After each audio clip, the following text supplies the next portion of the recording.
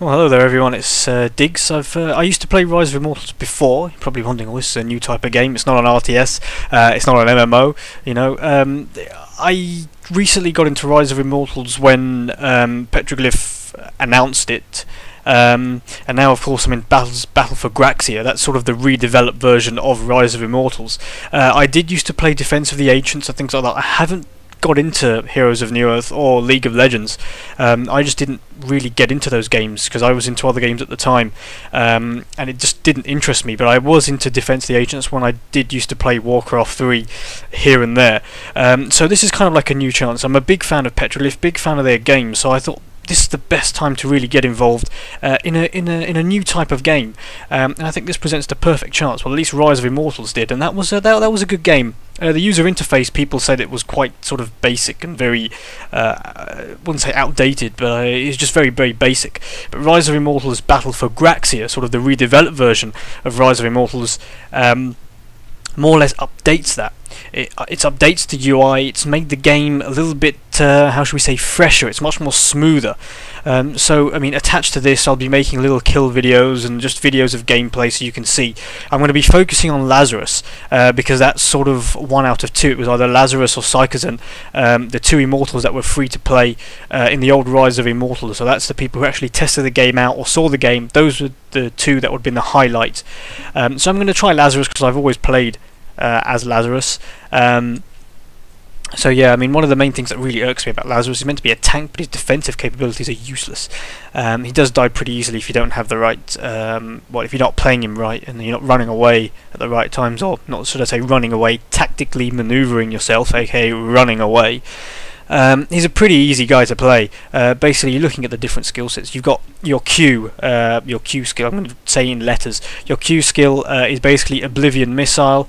What it does is it deals damage to your opponent from range, but you have to be in a certain radius, and it snares the opponent for about 2.5 seconds. And obviously, Lazarus is healed for 60% of the damage that is dealt, which is great. It heals you, snares the opponent, and also deals damage, which is fantastic. The most important thing is the snare. Your W skill is Inner Strength.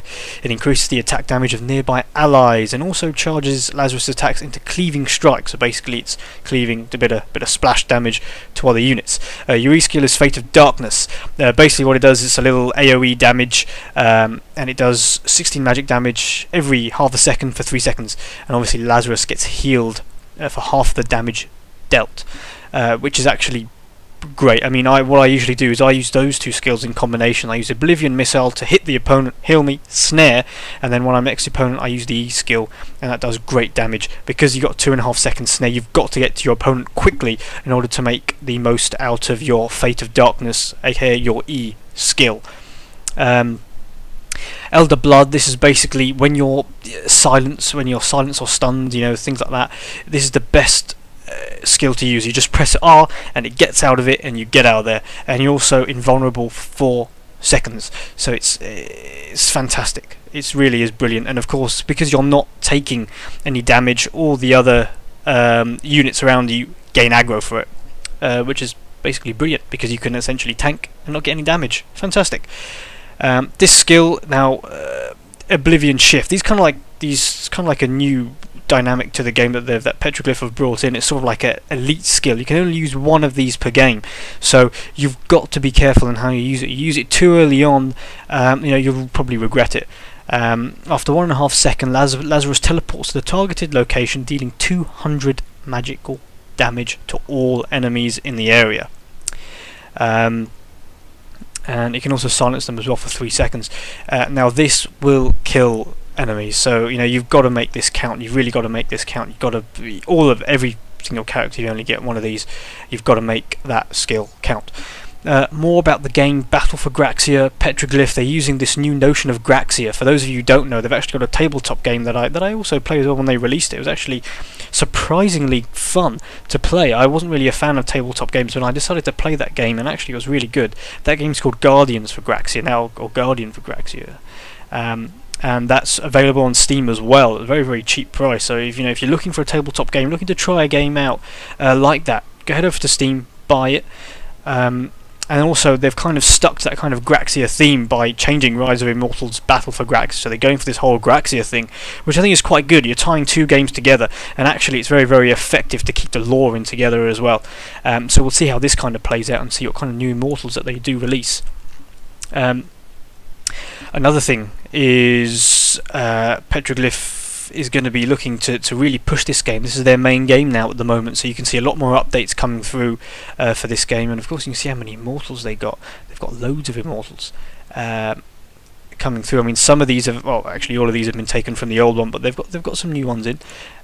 Some of these are locked, but basically there is a free rotation policy going around where you can actually, you know, have Immortals, and every single, I don't know, week, 2 weeks, couple of weeks, maybe months here or there, that you can actually play other Immortals, even if you haven't sort of bought them or whatever. You can just like a free rotation that you can just play them.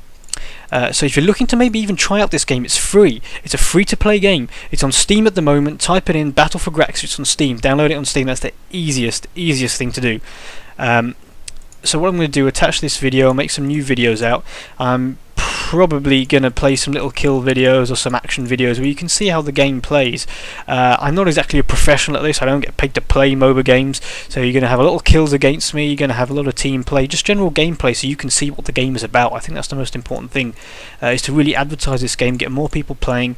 The community here isn't as sort of, I wouldn't say violent as League of Legends, but it is a competitive community. But I think that we're all looking, as just a noob team, just looking to see, you know, to develop this game as much as possible. It isn't kind of like an open beta stage, so don't expect it to be the finished article yet.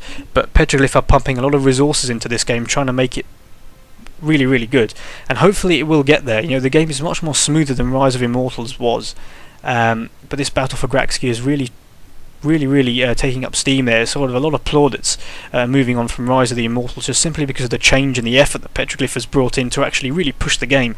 Instead of just kind of leaving a game like Rise of Immortals and saying it is what it is, they've changed it. They've listened to the community, they've listened to the people who's been saying that, look, the UI is outdated, the game's a little bit choppy. The game wasn't really too choppy, but you know, it was a little bit glitchy here there, and they've really kind of tried to iron out those issues. So all credit to Petroylgph for listening to the community, listening to the critics, and I think they've got onto something here. They really have. So if you're looking at Battle for Graxia, get onto Steam, download it. It doesn't take long to install at all. It doesn't take long to download at all, and you'll be straight away. Create up account, log in, and play. It's a real play to play